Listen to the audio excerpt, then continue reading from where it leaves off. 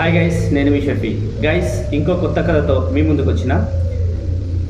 కథలోకి వెళ్తే గైస్, ముగ్గురు స్టూడెంట్స్, 10th క్లాస్ స్టూడెంట్స్ ఒక ఊర్లో ట్యూషన్ చదువుతూ ఉంటారు. ఆ ట్యూషన్ పక్కనే ఒక గ్రౌండ్ ఉంటుంది. ఆ గ్రౌండ్లో ఒక బాబాయ్ గారు అనేసి ఒక ముసలాయన ఉంటాడు.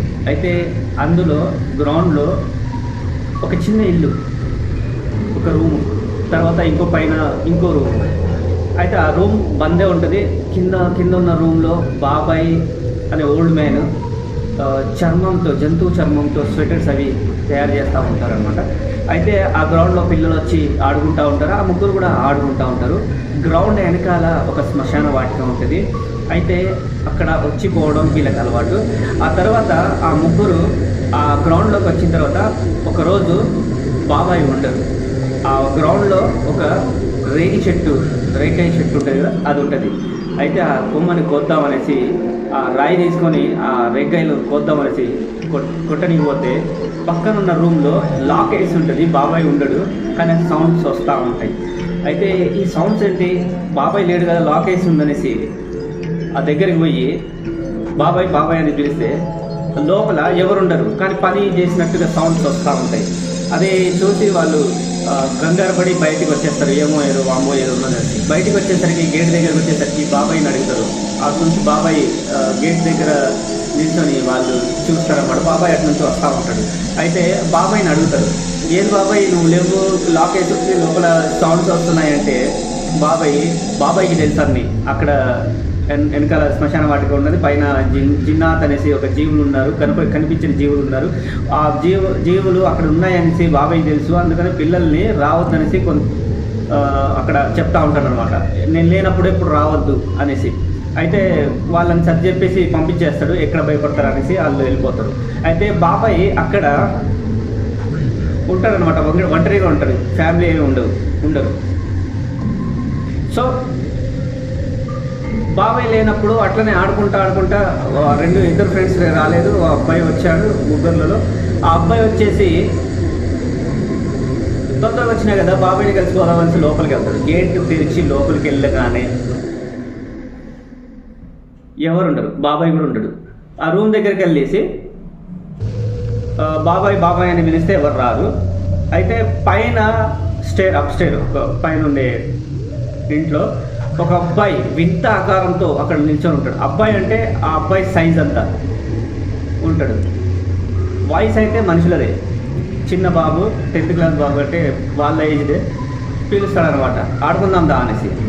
పెద్ద చేతులు కింద దాకా జారుతూ ఉంటాయి. రా అనేసి, వాంబో అనేసి భయపడి బారిపోయి ఇంటికి వచ్చేస్తాడు. వాళ్ళ అమ్మ నాన్నతో చెప్తాడు, ఆ అమ్మ నాన్న ఇట్లా జరిగింది నాతో, అక్కడ ఏదో వింత ఆకారంతో ఒక జీవిని చూసినా అంటే వాళ్ళు సర్ది చెప్పేసి ఊరుకో, అక్కడ పోకు, అది అనేసి అంటారు. సో రెండో రోజు వాళ్ళ ఫ్రెండ్స్ వస్తారు. ఎందుకు స్కూల్కి రాలేదు, ఎందుకు ట్యూషన్కి రాలేదు అని చెప్తే వాడు మొత్తం ఆ స్టూడెంట్స్కి చెప్తారు, ఆ ఫ్రెండ్స్కి చెప్తారు. ఏంటంటే అక్కడ నేను పోయిన బాబాయ్ దగ్గరికి, అక్కడ ఒక వింత ఆకారాన్ని చూసిన, భయపడినా అనేసి. 2 రోజులు 3 రోజులు జ్వరంతో ఉంటాడు అనమాట. ఆ తర్వాత ఆ స్టూడెంట్స్ ఎవరు ఆ జోలికి ఆ సరౌండింగ్ దగ్గర వెళ్ళారనమాట. సో బాబాయ్కి వాళ్ళ పేరెంట్స్ వచ్చి చెప్తారు, ఇక్కడ పిల్లల్ని రావద్దని చెప్పాలంటే, అవును నేను ఉన్నప్పుడే చాక్లెట్ ఏదో ఇస్తూ ఉంటా, నేను లేనప్పుడు రారు వాళ్ళు, నన్ను లాక్ వేసుకొని పోతా, ఒక్కోసారి మర్చిపోయి పోతా, సరే ఇప్పుడు రాని అని అంటారు. తర్వాత 10 సంవత్సరాల తర్వాత అక్కడ బాబాయ్ చనిపోతాడు. చనిపోయిన తర్వాత వాళ్ళ బాబాయ్ వాళ్ళ రిలేషన్స్ ఎవరైతే ఉంటారో వాళ్ళు వచ్చి ఆ గ్రౌండ్లో ఒక ఇల్లు కడదామనేసి ప్లాన్ చేస్తారు. మేస్త్రి వాళ్ళని పిలిచి అక్కడ ఇల్లు కట్టడానికి మ్యాప్ వేసేసి స్టార్ట్ చేస్తారు పని. ఆ మేస్త్రి వాళ్ళు పనిచేస్తూ ఉంటే గోడ కడుతుంటే గోడ కూలిపోతూ ఉంటుంది. వైరింగ్ వేస్తూ ఉంటే వైరింగ్ కట్ అయిపోయి మొత్తం సామాన్లు నాశనం అవుతూ ఉంటాయి. పైనుంచి ఒక మనిషి దిగొచ్చి, ఇక్కడ పని చేయొద్దు, నాకు డిస్టర్బ్ అవుతుంది, నేను జిన్నాత్ని, నేను ఫ్యామిలీతో ఉన్నా అని చెప్తే ఆ మేస్త్రి వాళ్ళు భయపడి పారిపోయి అక్కడ ఇంటి ఓనర్ని చెప్తారు. ఇంటి ఓనర్ విని అదేంది ఇక్కడ ఎవరు లేరు కదా అనేసి ఒక పెద్ద చదువు ఆయన పిలిచి ఆయన చూపిస్తే ఇక్కడ హాంటెడ్ ప్లేస్ ఇది, చాలామంది ఉన్నారు ఇక్కడ, ఎవరు రావద్దు అనేసి ఒక నైట్ మొత్తం అక్కడ కూర్చొని చదివి మొత్తం చేసేసుకొని బయటకు వచ్చి పొద్దున్నే ఇట్లా చెప్తాడు. ఇక్కడ ఫ్యామిలీతో ఒక చిన్నాత్ నివసిస్తుంది, మనం ఇక్కడ డిస్టర్బ్ చేయవద్దు, ఎవరైనా వస్తే రక్తం కక్కుని చేస్తారు అనేసి లాక్ వేసుకొని వెళ్ళిపోతాడు.